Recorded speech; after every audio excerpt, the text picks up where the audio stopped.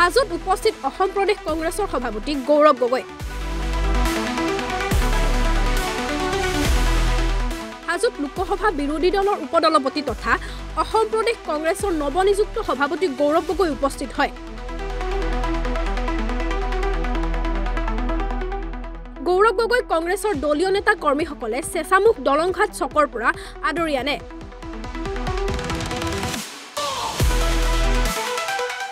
বৰদধিত গগৈয়ে শত্ৰুসেৱা গ্ৰহণ কৰি পোনে পোনে ঐতিহাসিক পুৱামক্কা দৰগাহ আৰু হয়গ্ৰীৱ মাধৱ মন্দিৰ দৰ্শন কৰে। ইফালে গগৈয়ে হাজোৰ পিতল শিল্প পৰিদৰ্শন কৰে।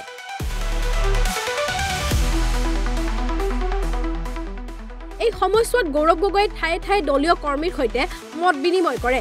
গৌৰৱ গগৈয়ে এখন দুৰ্নীতিমুক্ত সমাজ গঢ়াৰ বাবে ৰাইজৰ ওচৰত শক্তি বিচাৰিছে। অহা বছৰ অতীত ঘূৰি আহিব।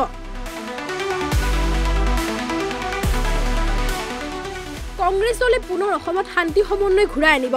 প্ৰত্যেক অসমীয়াৰ হেৰাই যোৱা হাঁহিটো ঘূৰাই আনিব। পঞ্চতীৰ্থ হাজো আৰু শুৱালকুছি পৰিদৰ্শন কৰাৰ আগেয়ে আজ্ঞাথুৰি গণেশ মন্দিৰত সেৱা গ্ৰহণ কৰে গৌৰৱ গগৈয়ে। আজি তীৰ্থ নগৰী হাজো আমি সকলোৱে ভৰি দিছো। আজি দিনটো আমি বিভিন্ন মন্দিৰ মছজিদ দৰগাহলৈ যোৱা আমাৰ চেষ্টা থাকিব। য'তে যাওঁ আমালোকৰ এটাই মনৰ কামনা যে অসমত শান্তি সমন্বয় ভাতৃত্বৰ ভাৱটো আগন্তুক দিনত আৰু সবল হওক। আমি ৰাইজৰ পৰা শক্তি বিচাৰিছো যে ৰাজনীতি যোগেদি আমি সাধাৰণ মানুহৰ ঘৰত উন্নয়নৰ পোহৰ আনিব পাৰোঁ, সমন্বয় এটা বাতাবৰণ সৃষ্টি কৰিব পাৰোঁ।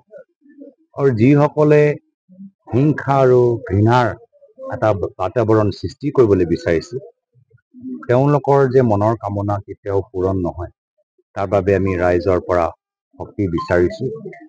যিদৰে অতীতত আমাৰ প্ৰয়াত তৰুণ গগৈদেৱে অসমত শান্তি ঘূৰাই আনিলে, আমাৰ নৱপ্ৰজন্মৰ উদ্দেশ্য যে আমি অসমৰ মানুহৰ মুখখনৰ তেওঁলোকৰ হেৰাই যোৱা হাঁহিটো আমি ঘূৰাই লৈ আনিবলৈ বিচাৰোঁ।